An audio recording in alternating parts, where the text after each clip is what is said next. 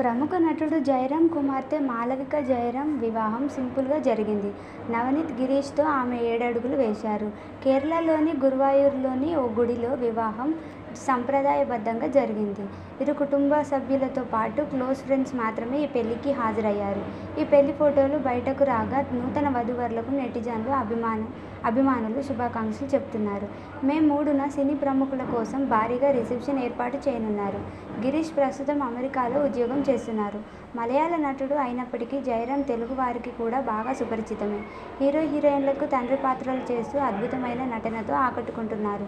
తాజాగా గుంటూరు కారం సినిమాలో మహేష్కు తండ్రి పాత్రలో నటించారు. అలాగే నాని హీరోగా తెరకెక్కిన హాయ్ నాన్నలో మృణాల్ ఠాకూర్కు నాన్నగా చేశారు. గతంలో వచ్చిన అల వైకుంఠపురంలోనూ అల్లు అర్జున్కు జయరాం తండ్రిగా కనిపించారు.